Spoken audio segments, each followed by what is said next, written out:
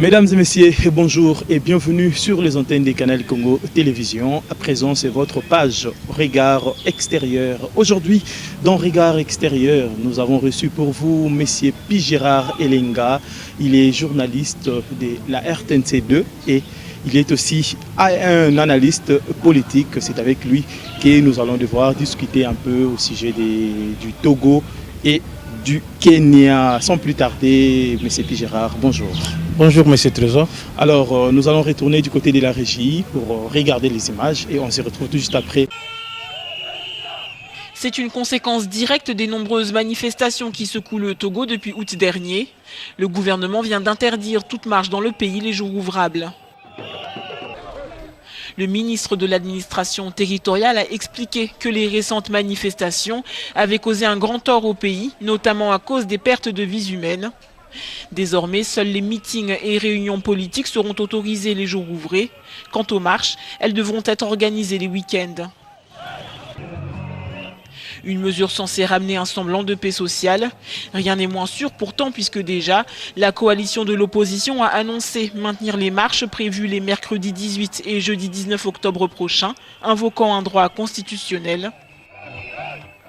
L'opposition demande dans la rue le départ du président Faure Gnassingbé au pouvoir depuis 2005 et le retour à la Constitution de 1992. Voilà, des retours sur ce plateau. Monsieur Gérard, encore une fois de plus, bonjour. Bonjour Monsieur Trésor. Alors, vous avez regardé les images du Togo. Explique-nous, qu'est-ce qui se passe actuellement au Togo? Bon, écoutez, il faut repartir d'abord sur le plan historique pour comprendre ce qui se passe en République du Togo ou en République togolaise présentement. Nous sommes vers les années 60 qui sont les années des indépendances africaines et le Togo autant que la République démocratique du Congo, autant que Congo-Brazzaville, autant que bien d'autres pays également accèdent à leur souveraineté tant nationale qu'internationale. Et il se fait que nous sommes dans cette première conception de nos pays africains juste à nos accessions aux indépendances, comme je le disais. C'était quoi? C'était le monopartisme. Il faut avoir un parti unique, qu'on a appelé parti unique ou parti-État, ça dépend. Un régime autoritariste et renforcé, c'est-à-dire le président de la République devrait régner.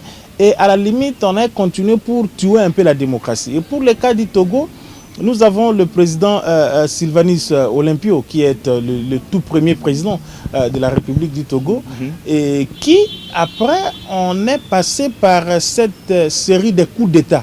Parce que vous allez vous rappeler que 2-3 ans après, chacun presque des pays qui accédaient à l'indépendance vers les années 60 a eu à connaître les coups d'État. C'était le cas du Togo avec le sergent-major Eyadema Père, qui ensuite est devenu général, qui a pris le pouvoir par les armes, donc par un coup d'État. Et nous sommes là, je crois, si ma mémoire est bonne, nous sommes vers les années 67, si je ne me trompe pas. Il prend le pouvoir et le général Eyadema, ce qu'il est devenu par la suite, va faire au pouvoir 38 ans de règne. Il va faire 38 ans de règne. À sa mort en 2005, vous allez vous rappeler qu'il est mort en 2005, son fils Faure Gnassingbé Eyadema fils, qui est maintenant là, a voulu prendre un peu le pouvoir par des manières qui n'étaient pas aussi correctes. C'était d'abord l'armée qui a pris le pouvoir, une sorte de coup d'État, et qui a dit que non, nous plaçons Faure Gnassingbé, qui est le fils d'Eyadema Père, au pouvoir. Après, naturellement, les conseils de ses pairs au niveau de l'Afrique, on a dit que non, cette manière n'est pas bonne. Procéder par les élections pour faire ne fût que ce semblant d'élections et après, vous allez obtenir le pouvoir. Alors, vous connaissez comment ça se passe en Afrique et tout était déjà arrangé. C'est comme ça qu'il a accédé au pouvoir et que maintenant, là, il est dans sa 12e année. Pour dire que dans le contexte historique du Togo, une famille tient les rênes du pouvoir pendant demi-siècle, donc pendant 50 ans. Et ce pouvoir n'est pas par une personne apparentée, donc du père au fils. Et c'est comme je le disais, le mot d'un peu en Afrique, vous allez au Gabon, c'est la même chose. C'est Bongo père, maintenant c'est Bongo fils. Vous venez ici chez nous, c'est Kabila père et Kabila fils. Vous allez encore là où, parce que nous allons invoquer aussi la question du Kenya, il faut rappeler à ceux qui nous suivent également que Uhuru Kenyatta, qui est l'actuel président de la République du Kenya, est le fils de Jomo Kenyatta, le premier président, le père de l'indépendance du Kenya. Vous voyez un peu, c'est un peu à la mode en Afrique. Vous verrez même ici, les Sassou Nguesso sont en train de préparer leurs fils et ainsi de suite. C'est un peu le mode en Afrique. Alors, à un moment donné, avec ce que moi je peux appeler les printemps de l'Ouest, parce que ça, on a connu le printemps arabe qui est parti du côté de l'Afrique du Nord, avec l'Égypte, la Tunisie, bien d'autres pays également.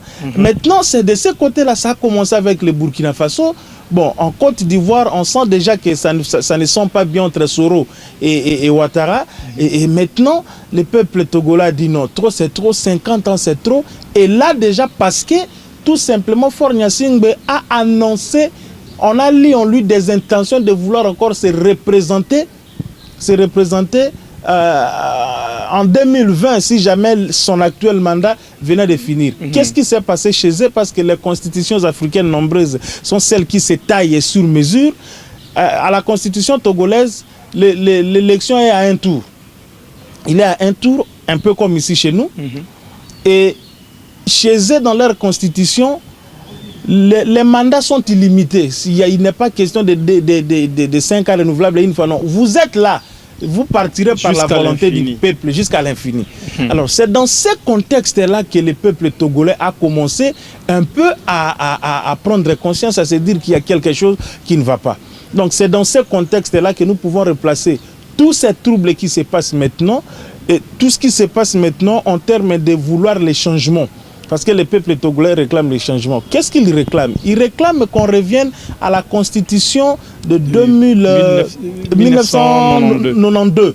Et la constitution de 1992, cette constitution nous disait le tour des élections, c'était d'avoir deux tours, deux tours, pas tour unique, deux tours par rapport à l'élection présidentielle, et la participation pluraliste, si vous voulez, de tous les partis politiques, pas dans le sens de vouloir privilégier d'autres tels que nous le voyons, et ça limitait les mandats. C'était 5 ans renouvelables une seule fois. Donc le peuple réclame qu'on puisse revenir carrément à cette constitution-là, et au-delà du retour à cette constitution-là que Faure Gnassingbé puisse tout simplement dégager. Donc c'est dans ce contexte-là, parce que nous sommes au niveau du Togo encore, comme vous avez dit. Peut-être on va parler du Kenya quand vous allez me poser la question. Donc voilà un peu comment, d'une manière historico-analytique, comment la situation togolaise se présente, si vous voulez, qu'on appelle ça même la crise togolaise. Alors parlons un peu du discours du chef de l'État togolais.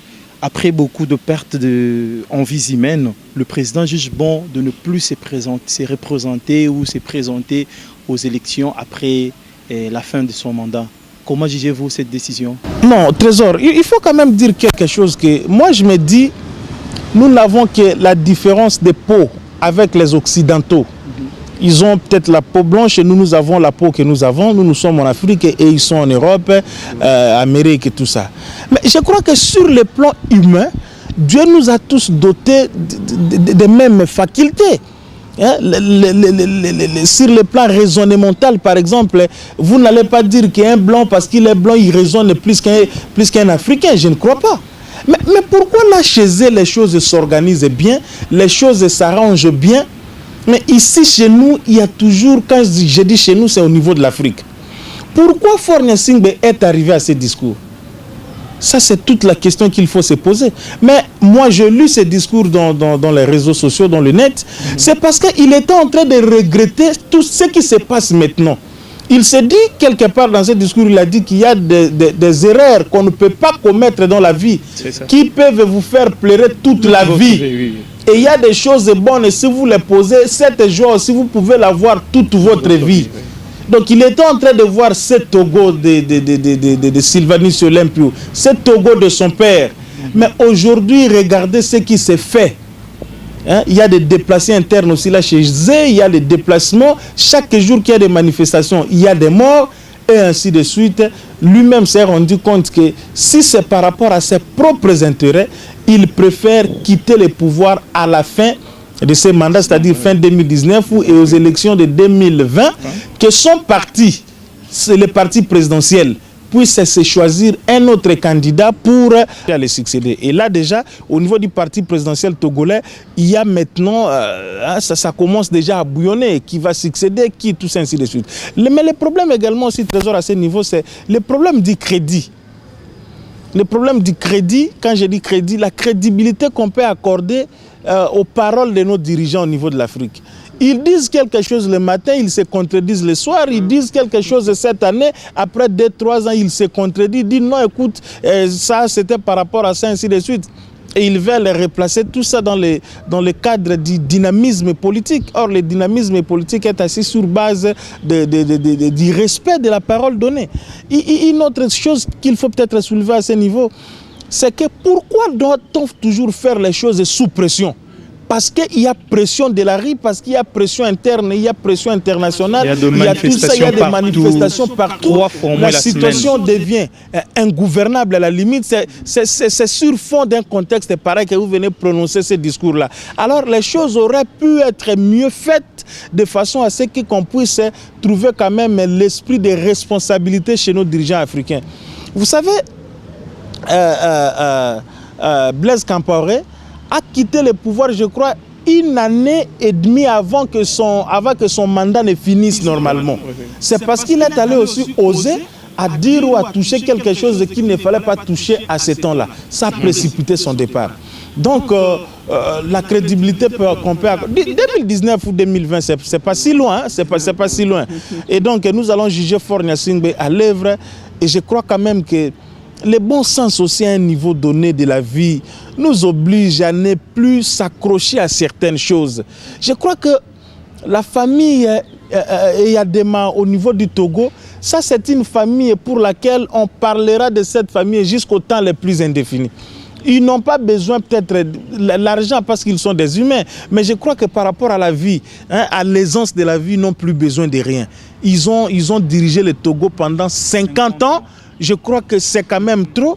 Et si ces peuples-là, pour qui ils prétendent diriger, disent que ces peuples-là disent qu'ils ne veulent plus de lui, bon, il peut laisser le pouvoir honorifiquement. Pourquoi chez nous ici ça pose problème? Si vous allez en Afrique du Sud, Trésor, vous avez Thabo Mbeki qui est encore là. Vous venez ici à la Zambie bat record par rapport aux anciens présidents. Pas plus loin que nous à Tanzanie. Jakaya Kikwete est là, on m'a dit même qu'il est devenu recteur d'une université là-bas au niveau de la Tanzanie. Et les exemples comme ça, parce que moi je n'aime pas quand on prend seulement les exemples de loin. Les anciens présidents américains sont au nombre de 5. Bon, prenons l'exemple africain, l'exemple le plus proche de nous. Et ça honore, ça fait quoi? Parce qu'après tout, nous sommes appelés à servir si seulement que les choses peuvent être vues de cette façon-là et après on peut laisser. Voilà ce que je peux dire par rapport au discours du président, togolais. Qui sont derrière le président togolais lui demander de rester toujours au pouvoir, qu'est-ce qu'il ferait? Bon, écoutez, l'émission s'appelle Regard extérieur. Mais au-delà de ça, il y a toujours une dimension comparative par rapport à ce qui se passe chez nous, parce que nous sommes en Afrique. Moi, je dis ceci. Ce sont nos présidents que nous élisons. Les gens me comprennent parfois difficilement. Moi, je ne cesse jamais de le dire. J'ai pris mon bulletin de vote. Je suis allé dans une urne pour voter. Je parle ici des élections de 2011. Pour voter un président et pour voter un député national. Je ne parle pas des foutus députés provinciaux que j'ai déclassés, que je ne connais même plus qui est-ce que j'avais voté en 2006. Député national 2011, j'ai voté Basile par solidarité professionnelle et par... Juste en partie, hein, parlons du regard extérieur. Du regard extérieur et puis oui. Donc, bon, je commence par extérieur. Voilà. Donc pour chuter maintenant à l'intérieur. Je disais que au Togo, c'est Faure Gnassingbé, que les élections soient des élections triquées, bâclées ou quoi, je ne suis pas encore dans cette dimension, mais c'est lui qu'on avait élu. On n'a pas élu tous ces gens-là qui l'entourent, qui peuvent dire que non, monsieur le président, restez là, nous allons vous allez le protéger en quoi? Parce que c'est le président de la République qui est garant de la protection de ses concitoyens. Mais vous allez le protéger en quoi? Et vous savez que Au-delà de ça, parce que ces présidents-là, ils ont des systèmes, hein, ils ont même clanisé les pouvoirs, c'est vraiment une question de succession de cours. Vous trouverez par exemple au Togo, c'est un peu comme ici à Brazzaville aussi, que c'est la tribu ou bien l'ethnie de Sassou Nguesso qui est majoritaire dans l'appareil de l'État. De même que là, les généraux, parce que nous prenons le temps de lire, les grands généraux de l'armée, des services de sécurité, tout ça, c'est dans la partie nord là, de la province de Fort Nyasingbe et Yadema. Parce que chez eux aussi, ils avaient un problème de conflits ethniques là, avec le nord et le sud quand ils accédaient à l'indépendance. Et donc, il ne peut pas, moi je l'ai dit justement, j'étais en train de le dire par rapport au Togo, mais je viens ici chez nous, personne. Donc, c'est le président qu'on a élu. Nous n'avons pas élu tous ces autres-là qui veulent se montrer qu'ils sont plus, je ne sais pas moi, plus que le président. C'est le président que nous avons élu. C'est lui qui a le devoir impératif de rendre compte à la population et de rendre compte à l'histoire. Nous avons vu ici dans ce pays comment est-ce que les moboutistes les plus patentés ont tenu des propos, que moi je dis des propos teintés même de malédiction. Et j'ai maudit ces gens, même ceux qui sont déjà morts. Nous avons vu Sakombi Nongo ici. Je ne vais pas dire paix à son âme, mais parce que ce qu'il a fait, je ne peux pas considérer ça en humain. Il a fait un témoignage, le film est là, Mobutu roi d'Isaïr. Vous voyez comment est-ce que Sakombi témoigne que Mobutu buvait le verre d'un sang humain, Mobutu prenait leurs femmes. Vous voyez un peu ce genre de choses. C'est ce que nous craignons aussi chez nous ici. Le président de la République a un devoir du présent et a un devoir de l'avenir. Il peut faire 20 ans, 25 ans, 30 ans, 40 ans au pouvoir, mais comme humain, il finira par quitter le pouvoir. Mais qu'est-ce que les annales de l'histoire garderont de lui? On parlera de lui en bien ou en mal, c'est toute la question, parce que nous n'avons qu'un seul individu que nous ne lisons et tous ces autres, normalement, doivent travailler sous son autorité, mais pour le compte du peuple. Vous comprenez un peu la formule? Voilà, merci P. Gérard. Alors, pour citer, s'il faudra dire quelque chose au président du Togo, Faure Gnassingbé, par rapport au Togo, la situation togolaise. Oui. Pour dire quelque chose au président Faure Gnassingbé, vous savez, le président Faure Gnassingbé, c'est l'ami de Kofi Olomide, hein. Il a des ramifications par rapport à ici chez nous, il aime bien la musique congolaise et il fait partie de cette série de présidents qui étaient jeunes quand il a pris le pouvoir. Je dis jeunes dans le raisonnement, mais jeunes aussi en âge et ainsi de suite. Donc, qu'il commence quand même à être dans ce premier lot qui doit honorer l'image de l'Afrique. J'ai dit au président togolais Faure Gnassingbé que le monde entier est en train de les regarder. Vous avez vu déjà les balais diplomatiques qui ont commencé à se faire. Celui de Bénin, comment il s'appelle, Patrick Talon, est parti là-bas. Vous avez suivi la réunion, le sommet d'urgence de la CEDEAO, et vous avez suivi la déclaration de Ouattara. Quand il implore son collègue, son homologue, pour qu'il essaye de respecter sa parole, ce sera à l'intérêt des Togolais. Parce qu'on se croit, on est au pouvoir, il n'y a que moi, ma femme et mes enfants, mais on a une famille étendue, élargie. On a une tribu, on a une ethnie à laquelle on appartient. Vous pouvez prendre votre avion si vous partez ainsi de suite, mais ne serait-ce que parce que vous avez fait quelque chose qui n'est pas bon, vous commencez à faire payer le fardeau de tout ça aux gens qui sont presque innocents. Parce que vous le savez, à un moment donné ici chez nous, les Bangals étaient vus comme si tout ça à cause de Mobutu. Et il y a des Bangals qui étaient opposants à Mobutu quand Mobutu était là au pouvoir. Donc cette manière de voir les choses n'est pas bonne. Et j'ai dit au président Faure Gnassingbé, qui peut nous suivre par YouTube ou par la communauté togolaise qui est ici, qu'il respecte sa parole. Et pour l'intérêt des millions de Togolais, qu'il se fasse pour faire la volonté du peuple. Voilà, quittons les Togo. Merci P. Gérard. Quittons les Togo, parlons à présent du Kenya. Qu'est-ce qui se passe réellement au Kenya? Regardez. Ce mercredi, des milliers d'entre eux ont manifesté dans le pays. Mardi 10 octobre, Raila Odinga a annoncé qu'il se retirait du nouveau scrutin présidentiel. Depuis, le Kenya est plongé dans l'incertitude et une question agite les esprits. Que va-t-il se passer maintenant ? Si aucune solution n'est trouvée d'ici la fin du mois d'octobre, le pays sera plongé dans un vide constitutionnel. En effet, les pouvoirs du président en exercice expirent le 1er novembre et la constitution kenyane ne prévoit rien dans le cas où aucun président n'est élu avant ce terme.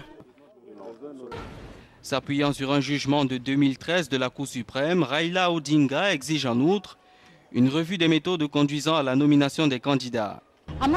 Je ne m'inquiète pas de la violence. Je pense que les Kenyans sont passés à autre chose. Ils reconnaissent que la paix est primordiale. Je ne pense pas qu'il va y avoir de la violence. Il y a de fortes chances que la violence provoque une instabilité politique ou un conflit. En ce sens que si Uhuru Kenyatta est à nouveau élu, les gens n'accepteront pas et cela va créer une instabilité. À la place, je conseille à tous les Kenyans qui défendent la démocratie et la justice de se tenir dans la prière loin de tout bureau de vote et de rester à la maison. À peine rendue publique, la décision a créé de nombreux remous, comme à Kisumu, fief de Raila Odinga, où des manifestants ont allumé des feux dans les rues quelques minutes après l'annonce. Voilà, Gérard, de retour sur ce plateau, vous avez vu les images.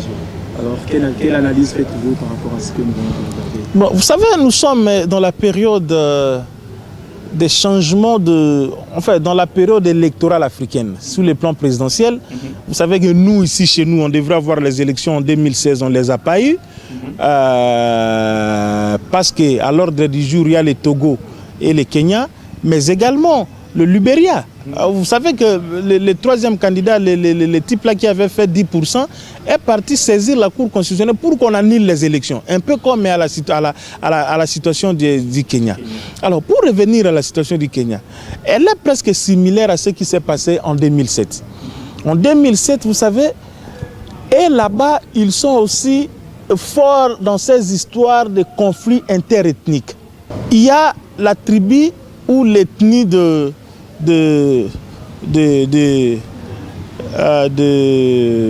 l'actuel président Uhuru Kenyatta.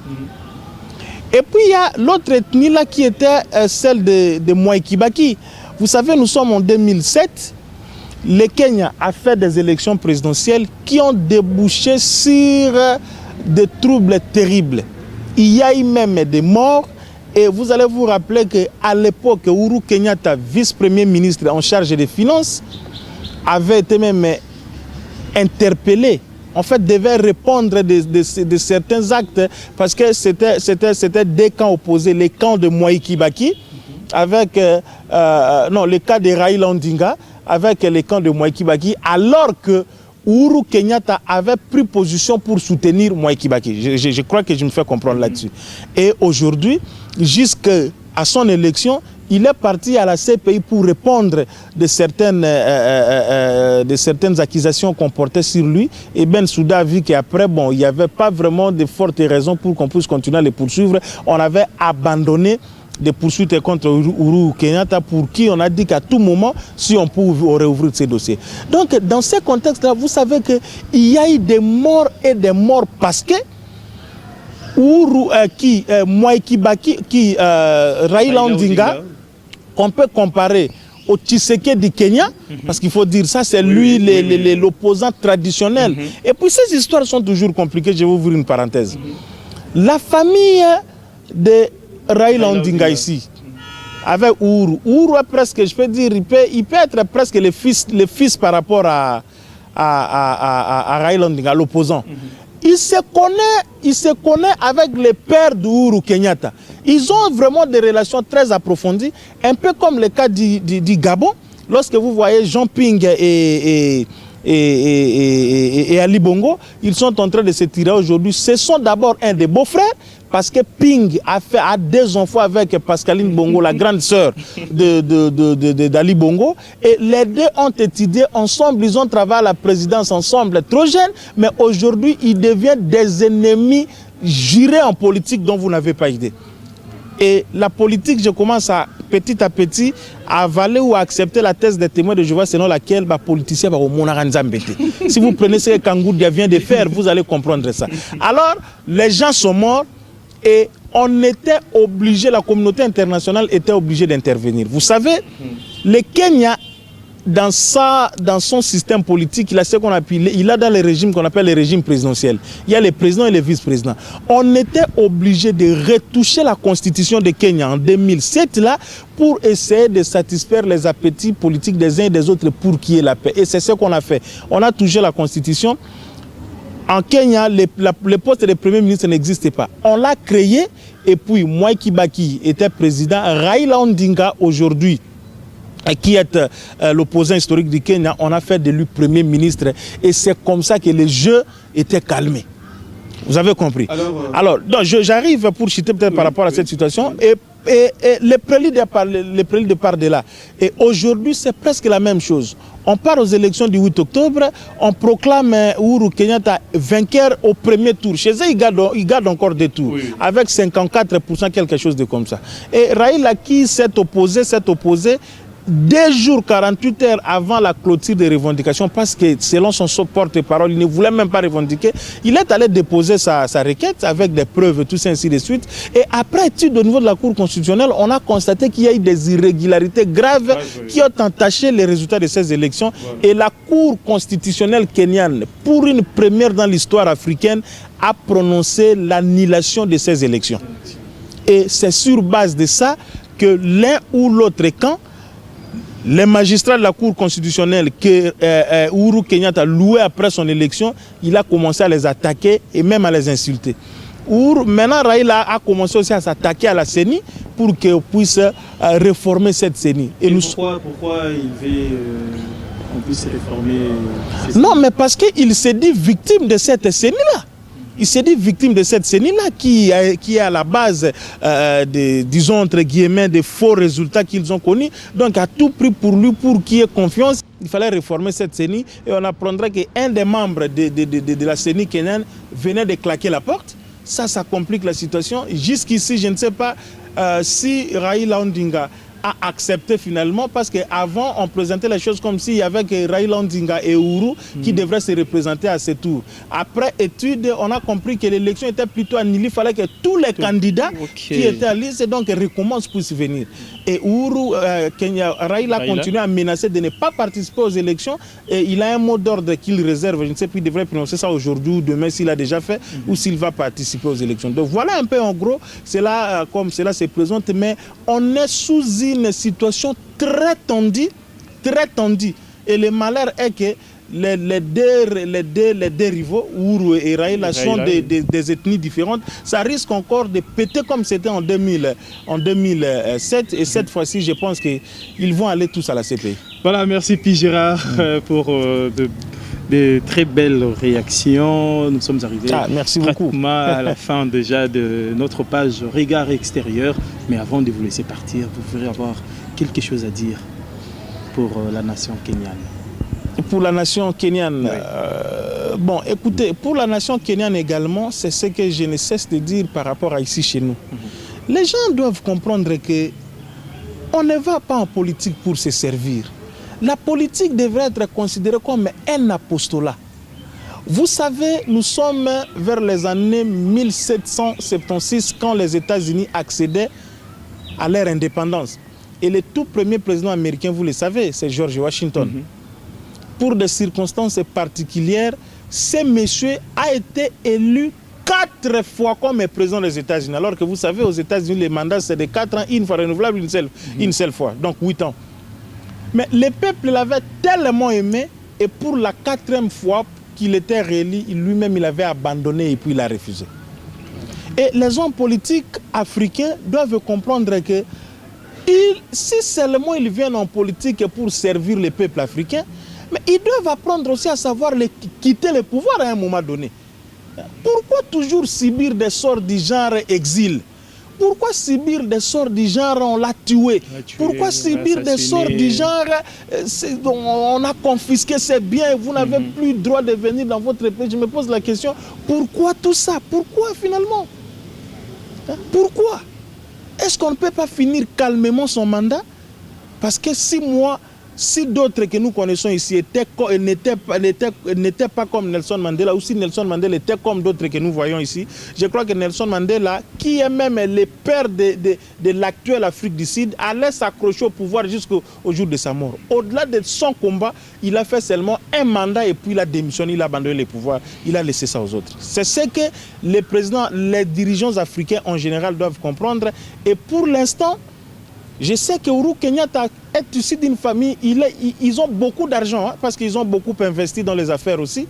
Je crois que même s'il n'est pas président, si ça fait que les Kenyans ne le choisiraient pas pour cette fois-ci, c'est un acteur majeur de la scène politique kenyane. Il ne va pas être à l'extérieur, il peut toujours jouer le rôle autrement. Voilà un peu ce que je peux dire. Voilà, merci. On aurait beau rester, mais le temps nous fait vraiment défaut. Puis Gérard Elinga, merci. Merci pour avoir répondu à ces questions. Merci. Et Nalinga les a été malheureusement, parce que tant déjà nions ceci et te okay, merci beaucoup. Alors, je ne sais pas, vous voulez synthétiser? Bon, je pouvais bien synthétiser, mais bon, écoutez, en 2 minutes peut-être, oui, merci pour le temps. Je m'adresse au Kinois, parce que même si nous parlons de l'extérieur, je m'adresse au Kinois. Il faut tout se comprendre. Tout linga bambo cannabis, au moins magambo ça les malibanda wana, ils ont même un résultat mon côté. L'alternance doit être une alternance pacifique, c'est-à-dire qu'au changer régime, il faut aller loko moko ya kimia. Il faut qu'on à chaque fois quand babitumba, batuba kufa, babona boy, et qu'on a la bon côté. Donc, on sait qui nous concerne ici, Bande Konanga, 504 jours, et ça a déjà transition. Il y a des politiciens, qui ont été Baya Bavanda, 504 jours, de transition, c'est presque 2 ans. Baya Bavanda, avec ou sans Kabila, mais parce que même avec leur discours là des opposants, il y a que transition sans Kabila. Si on a la Tolamuki, mon sengo comme président de transition, Kengo comme président de transition, tout trésor comme président de transition, non, ils doivent se mettre pour se parler. À l'extérieur, si on a Kenya, Kenya ezaya bino, Togo ezaya bino, président Fornia Singbe, master Kofi Olomide. 2019 respecté Malobanayo. Tika nos pouvoirs, Batumusupe na parti dans la baza est belé pour votre honneur, pour l'honneur de votre femme et vos enfants, même les noms que vous portez là, il faut les perpétuer positivement. Voilà. Donc, en tout cas, il faut comprendre Madame Namarque et puis Uruna Raila, un peu pour tempérer ma position à Bango et que le peuple seul a tranché dans la vérité pour voir qui va être élu. Oh, Moussou sera ajouté à accepter Ango sportivement parce que la politique doit être considérée aussi comme un sport. Voilà, mesdames et messieurs, c'est la fin de cette page Regard Extérieur. Merci de nous avoir suivis et restez branchés sur les antennes des Canal Congo Télévision. Au revoir.